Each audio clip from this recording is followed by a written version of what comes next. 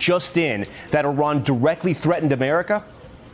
Tom, tonight NBC News has learned that message from Iran was conveyed to President Trump by an intermediary during last week's G7 summit, warning the president if he launched airstrikes against Iran's nuclear facilities, Iran could respond by unleashing terrorist attacks on the U.S. by activating sleeper cells it has inside this country, according to two U.S. officials, all as we learn new details about those historic strikes.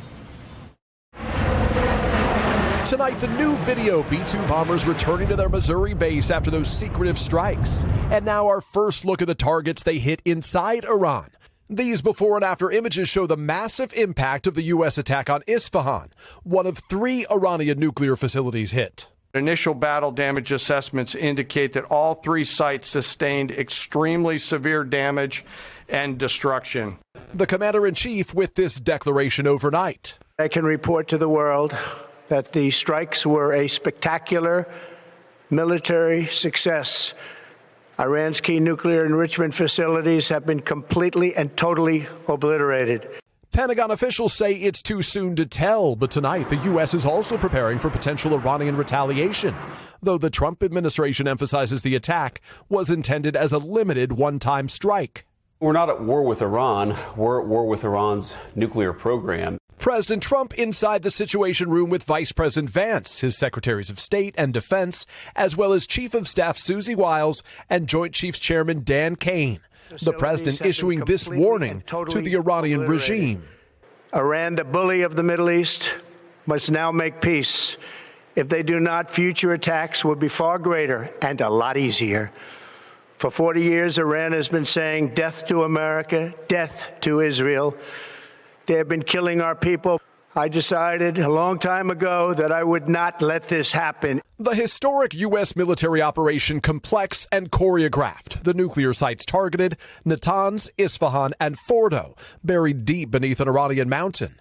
The U.S. adding the element of surprise, with the president giving the final green light 48 hours after announcing he would take up to 2 weeks to decide whether to strike. Just a time to see whether or not people come to their senses. First, the apparent decoys. On Saturday morning, B-2 stealth bombers launching from Missouri flying west. Hours before the B-2s used in the actual strikes headed east.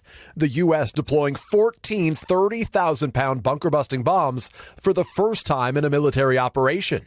In this satellite image of Fordo, if you zoom in, you can see several holes from the bunker-busting bombs, which explode underground. The B-2s also dropping them on Natanz. They dropped 30,000-pound bombs on a target the size of a washing machine. U.S. submarines firing Tomahawk missiles to hit the Isfahan site. In all, 125 U.S. warplanes and 75 precision-guided munitions used. And the Pentagon says Iran never fired a single shot. This operation underscores the unmatched capabilities and global reach of the United States military. Defense Secretary Pete Hegseth pinning the praise on President Trump.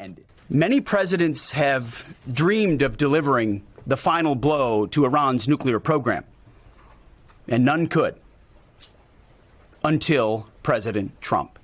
And after Director of National Intelligence Tulsi Gabbard in March said Iran had an unprecedented amount of enriched uranium for a non-nuclear state, but that the Ayatollah had not ordered the development of a nuclear weapon, Secretary of State Marco Rubio argued the Iranian threat was urgent. It doesn't matter if the order was given. They have everything they need to build nuclear weapons. Peter Alexander, NBC News, the White House.